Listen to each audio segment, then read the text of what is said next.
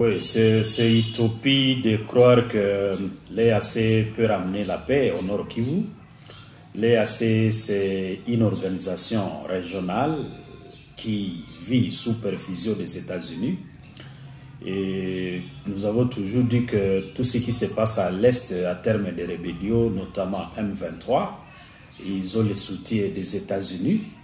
Et donc, penser que l'EAC peut nous ramener la paix alors que les bailleurs semblent être les mêmes, et pour l'EAC et pour M23, je pense que c'est continuer à dormir debout. Et donc, pour moi, l'occasion de dire encore une fois à l'opinion publique que nous n'avons que notre gouvernement, nous n'avons que notre armée, les FARDC, pour nous ramener la paix.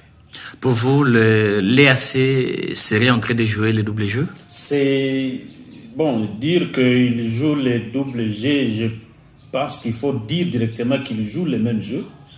Il joue le même jeu. Vous savez que les jeux de l'ennemi, c'est ça? Les jeux de l'ennemi. Ils sont venus faire un petit tampon parce qu'il y avait déjà une antipathie entre la population du Nord Kivu et la MONUSCO. Et il fallait mettre la MONUSCO à côté et amener une histoire appelée EAC. Et vous-même, vous avez vu des contradictions au début où le gouvernement pensait que l'EAC vient pour imposer la paix, neutraliser les M23. Et quand le général de l'EAC est arrivé, il a dit qu'ils se sont venus.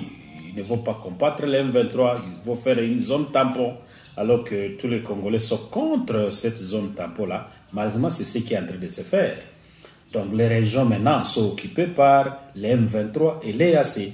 Là où il y a M23, et facilement l'EAC, les militaires de l'EAC peuvent fréquenter ces lieux. Ça signifie que pour le moment, un Congolais qui continue à penser que l'EAC est venu pour ramener la paix, je pense que c'est tromper soi-même. Vous savez, il y a d'abord des anciens accords qui ont été signés dans l'ancien régime, le régime Kabila. Et en 2019, quand Tshisekedi est passé au pouvoir, il y a de nouveaux accords qui ont été signés selon plusieurs témoignages.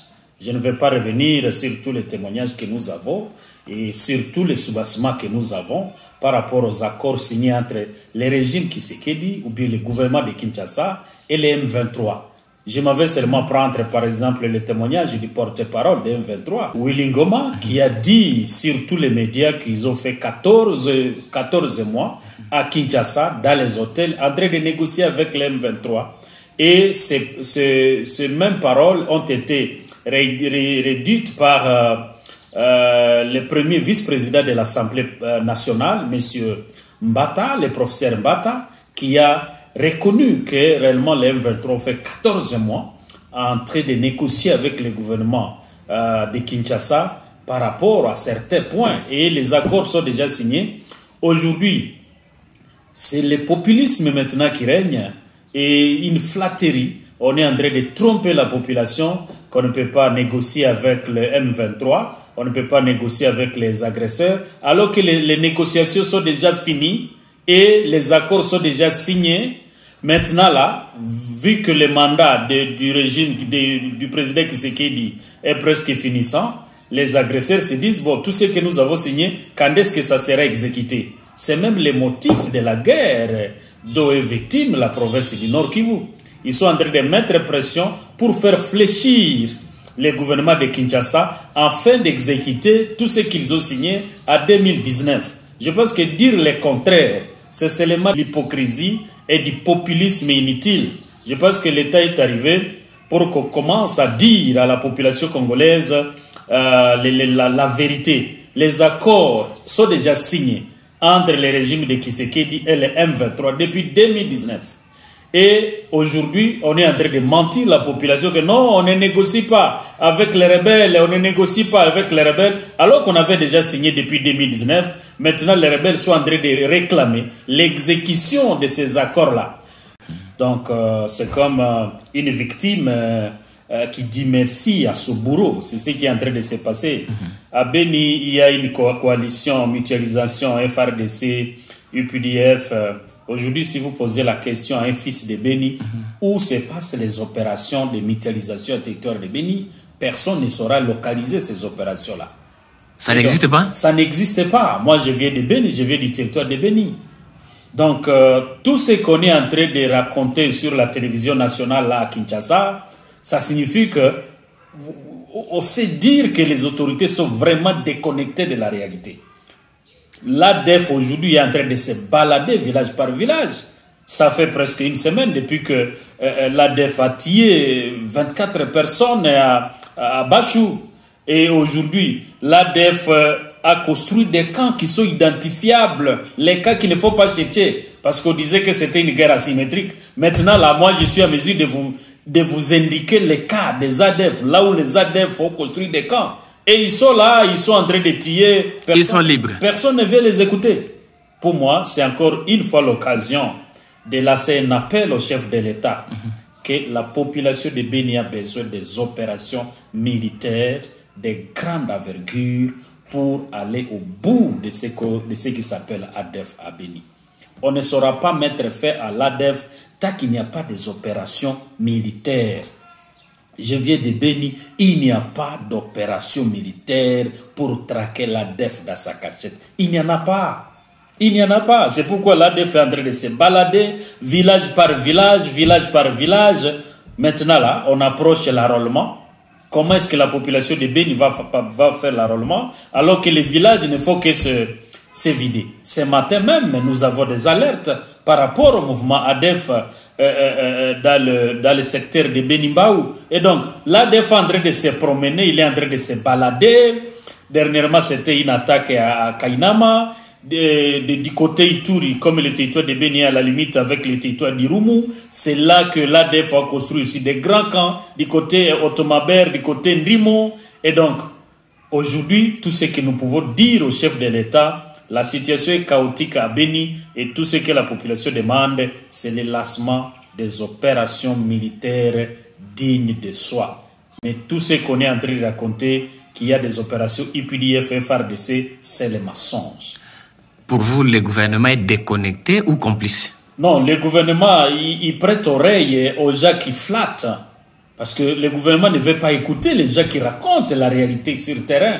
Quand vous racontez la réalité sur le terrain, c'est comme si vous êtes contre le gouvernement. Vous devenez la cible. Vous devenez la cible, il faut que vous cherchiez les services de sécurité, au lieu même de vous approcher, savoir finalement qu'est-ce qui se passe.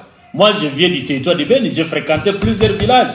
Il n'y a pas d'opération militaire à Béni. Alors, que fait l'état de siège? L'état de siège, c'est encore attendu. Hein. Nous attendons encore l'état de siège. Parce que ce qui se passe là, je pense qu'il faut l'appeler, je ne sais pas, état de siège économique ou quoi. État de siège de maximisation des recettes ou quoi. Mais le vrai état de siège, tel que dit dans notre constitution, n'a pas encore commencé à territoire de Béni ou bien à province du Nord Kivu. Et donc la population de Béni attend encore les opérations de l'état de siège parce que ça n'a jamais commencé. Avant l'état de siège comme après l'état de siège. Et donc la population est vraiment impatiente. On attend qu'on puisse lancer les opérations de l'état de siège parce que 2 ans après, ça n'a jamais commencé. Ça n'a jamais commencé à Béni. Vous arrivez à Béni, poser la question à la population de Béni. Les opérations de l'état de siège, ça n'a jamais commencé. Peut-être, ça s'appelle tracasserie qui est vécu maintenant à Béni. Je ne sais pas si c'est ce qu'on appelle l'état de siège. Des barrières à chaque trousseau. La ville de Béni, par exemple, est entourée par 4 grandes barrières. Donc la barrière de Mukulia, de Mavivi, de Passissi et de Païda. À chaque barrière, il y avait 9 services. Maintenant, là, moi je viens de là. À chaque barrière, il y a 19 services. 10 services de plus. 10 services de plus. C'est peut-être ça qu'on appelle état de siège. Les terres publiques, donc les domaines publics de l'État ou bien les espaces publics sont en train d'être vendus comme des cacahuètes. C'est comme ça, c'est comme si c'est ça, les opérations de l'état de siège. Des arrestations arbitraires. Au niveau de la justice, là, n'en parlons pas. Donc, on fait ce qu'on veut à territoire de Béni, à ville de Béni. Nous disons qu'à Béni, on attend encore les opérations militaires. Les opérations de l'état de siège pour traquer l'ADF, ces opérations n'ont jamais commencé. Tout ce que nous pouvons dire à la population de Béni, c'est de dire que nous devons continuer à espérer au retour de la paix à territoire de Béni. Et nous devons continuer à espérer au retour de la paix à territoire de Béni. Et nous, comme élus, nous sommes en train de faire tout ce que nous pouvons faire pour que la paix revienne à Béni. Et au président de la République, nous pensons que tout ce qu'il faut dire, c'est que il doit écouter la population de Béni. Il doit écouter les gens qui osent dire la vérité de ce qui se passe à Béni. Et il doit interdire aux services de sécurité de traquer les gens qui ont le courage de dire la vérité par rapport à la situation de Béni. Nous savons que le bilan du président de la République, on ne peut pas parler du bilan, je ne sais pas, le bilan positif du chef de l'État, car Béni n'a pas encore trouvé solution, n'a pas encore trouvé la paix. On ne peut pas aujourd'hui parler du bilan positif du président de la République car une partie du territoire de Béni est entre les mains, le territoire de Rutshuru, territoire de Nyiragongo, de Massissi, encore entre les mains des agresseurs. Je pense que le président de la République doit fermer oreille aux flatteurs. Il doit écouter les gens qui essaient de dire la vérité telle que les choses sont en train de se passer sur le terrain. Et donc, nous demandons au président de la République de faire lui-même les enquêtes et de lancer les vraies opérations militaires à territoire de Béni. L'ADF là, qu'on a toujours mystifié, sont des petits civils. Notre armée n'est pas incapable de mettre fin à cette histoire-là, mais nous voulons l'implication du chef de l'État. J'ai dit, je reviens de Béni, il n'y a pas d'opération militaire à Béni. Le président de la République était arrivé à Béni pendant qu'on était en train de les mentir qu'il y avait 21 000 militaires. Et nous, comme élite de Béni, on ne cessait de dire qu'il n'y a pas 21 000 militaires à Béni et on était finalement à proie au service de sécurité qui nous traquait partout alors que c'était la vérité. Et quand le chef de l'État est arrivé lui-même à Béni, il a dit c'est à peine 7 000 militaires qu'on peut en avoir à Béni alors qu'on était en train de mentir qu'on avait 21 000.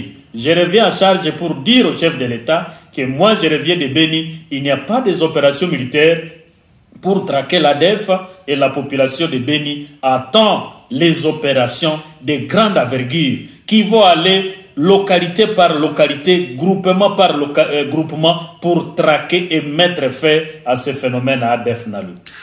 Honorable Alain Chouako, je vous dis merci. Merci.